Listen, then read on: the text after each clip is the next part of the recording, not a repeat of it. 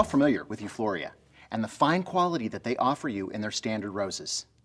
They're expanding that offering now with the same quality and the same practices to a line of gorgeous spray roses. Here's the result of that. The prettiest spray roses on the planet. We have a multitude of different varieties, and each one is prettier than the next. We're all used to seeing spray roses, but we haven't seen a spray rose like this. Look at that. Stem quality, stem length, incredible laterals. And let's just take a look at that. 1, 2, 3, 4, 5, 6, 7, 8, 9, 10, 11, 12, 13, 14, 15 gorgeous heads. And all of those buds, beautiful, incredible Eufloria quality spray roses. This variety is called Denim Star. Chad Nelson, the general manager of Eufloria, loves this one the best. Each one of us has our own favorite Eufloria spray rose. And speaking of favorites, how about this variety, Kelly, winning the Best in Show at the SAF convention this year. It's so beautiful, and that orange mango color is incredible. Oranges are extremely popular. So in this case, we have Jezebel. I've paired the Jezebel and the Kelly together in this little pitcher. Look at how romantic that is. How fun would this be as a gift for a grandmother or maybe to sit on an end table? Spray roses are an untapped treasure. We're all familiar with using them in a corsage or boutonniere. But with Eufloria's quality, we can use them for all kinds of things.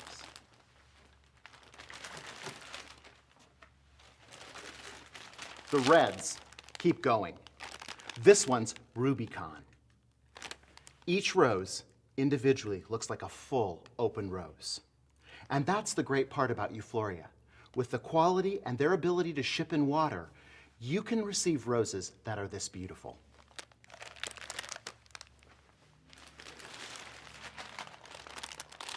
Or a tiny little number like Blackjack. Darker tones that would look incredible with black baccarat. It has that same cast and tint.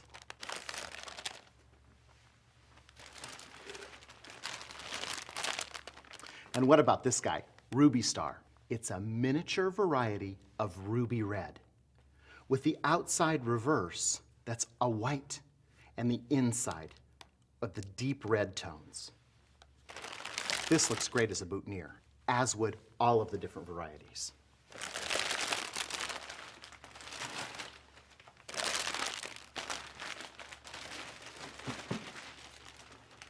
We know that pink's popular in today's marketplace, and we have some stellar pink selections from Eufloria. The little tiny ruffled edge of Astral. How each one of those individual blossoms has an almost ruffled type appearance. It gives great texture to arrangements.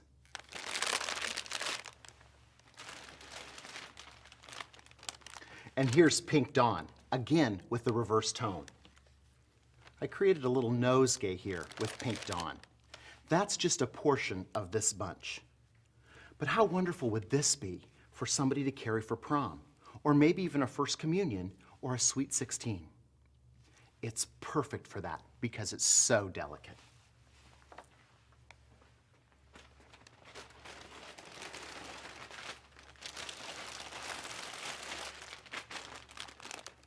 We also have Constance and Natalie, two other great pink tones. And notice how the blossoms themselves are completely different shapes. There's all sorts of projects where you would want a different style of rose. This would be great in a Pomander ball. This one has a more elongated head. There's all sorts of different choices you can make from the incredible Eufloria roses.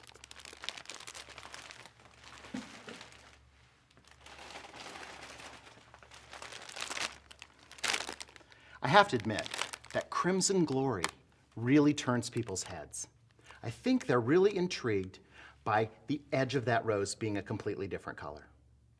It's so ruffly and has an old world type appearance. And speaking of old world, a beautiful large pink spray rose with an incredible fragrance that rivals the fragrance of Sweet Moments. It's so beautiful, and as the heads open and get larger, they start to drape down slightly. It looks like your grandmother's rose. In a vase like that, that fragrance will permeate the whole room. Hot pinks are just as important as soft pinks right now because our color palettes are becoming more vibrant. Unita serves that hot pink that we're used to seeing in a Gigi carnation. It also matches well with Milano and some of the other great colors. Look at the contrast we can create by using Sweet Avalanche along with Unita. And look at how good the reverse picks up the Sweet Avalanche color as well. While we're in the pink family, let's talk about Denim Star for a second. This is another one of our roses that we consider to be a tween rose, a rose that falls in between other colors and looks great with many colors. This is Red Naomi, Hypnos, and Sweet Avalanche. If I put Denim Star with Sweet Avalanche, look at how it picks up the pink casts. Or, if I pair it with Red Naomi, it starts to take on a red cast. I can even move it over with Hypnos, and it starts to bring out that popular brown and pink color combination. This is a perfect reason for you to use Eufloria roses. All of the roses we select every year at Horty Fair are decided upon because of fashion and trend, fragrance, and versatility, selected to grow well in the state of California. Of course, we wouldn't want to ignore whites or ivories. So in this case, we have Elena, which is a wonderful champagne-colored rose. And here, Olesia, which has a bridal white appearance with a cream center.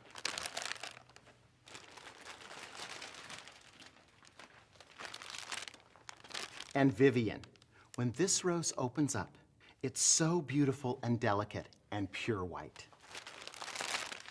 And last but not least, Yellow Babe. A sunshine, sundrop yellow. It's beautiful and it's intense. It's perfect when we need that tiny yellow rose.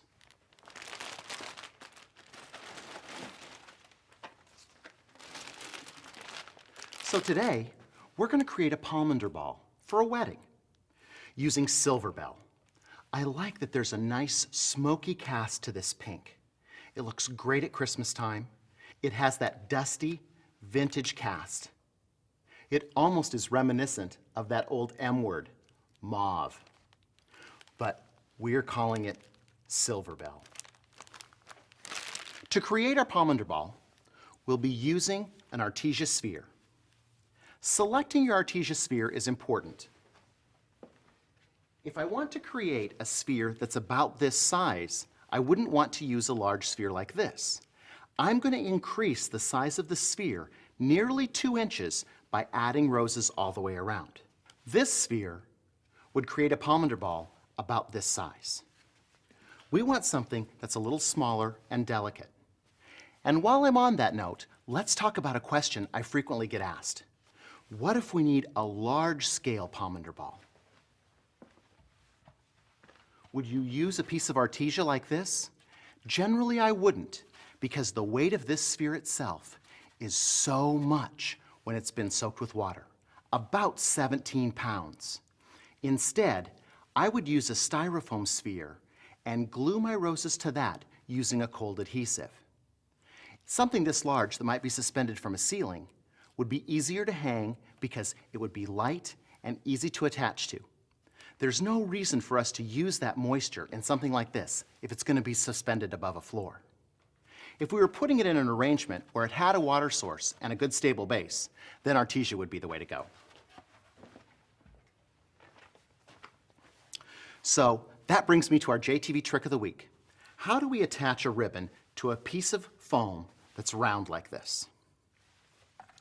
We're going to use an ordinary Gerber straw to make our attachment to this. We take our Gerber straw and put our finger over the end and push it through to the other side. That way it goes directly through the middle of the sphere, and it pushes out that piece of foam that would normally be in the center. We'll take our scissors and trim off both ends of the straw. That makes a clean hole all the way through. My next step is to wrap anchor tape around the outside. I'll just wrap this gently a couple of times to make sure that making all the placements inside this sphere won't cause it to fall apart. Normally, in the olden days, we would wrap chicken wire around the outside to help everything stay together. This is our modern form of chicken wire. It just helps reinforce the sphere and give us a little bit of extra insurance. Next, we take our ribbon and place it over the hole of the straw. We take our Koi color stick and shove that all the way through to the other side. This is going to become our handle. So we'll want to decide how long we want that handle to be. 10 to 12 inches usually is standard. We'll wrap this back and create a knot. But before we pull that knot tight, we'll grab our double-ended Koi wood pick and place that through the knot. Then we can go ahead and pull the knot tight.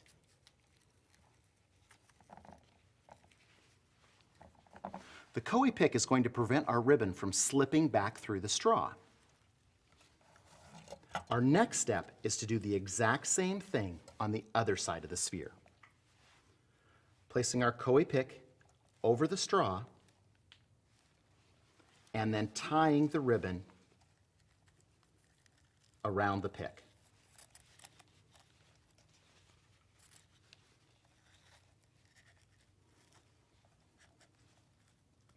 It's a mechanic technique that takes a little time, but that mechanic technique is priceless later on to ensure that nothing happens to the connection of this sphere to the handle.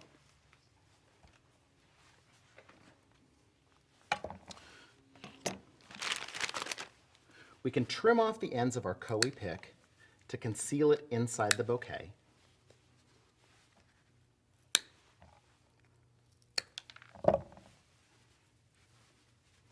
And now we're ready to go.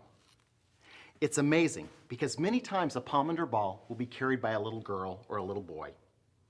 If they do that, they can spin it around all they want to and it won't fall off.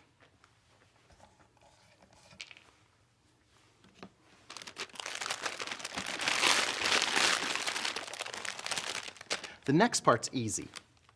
I'm simply going to take my spray roses and fill in the entire sphere using the Silver Bell Spray Roses.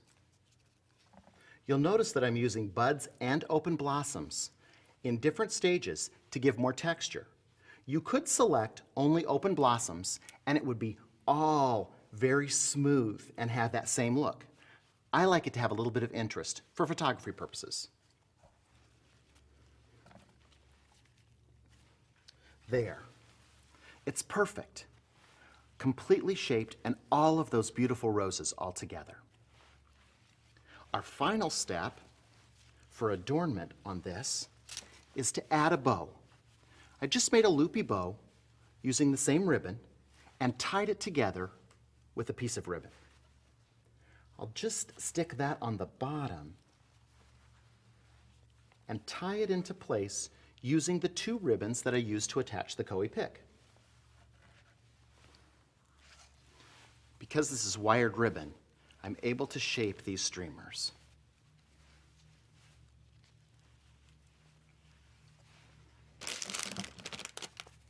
And I can cut them to even them all up.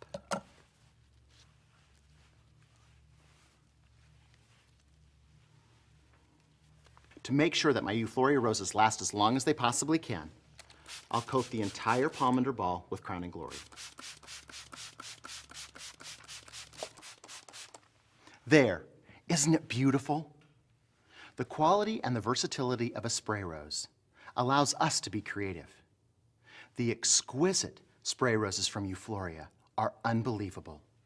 The dedication of their team to deliver to you the prettiest roses on the planet now include spray roses. Until next week, keep having fun with flowers.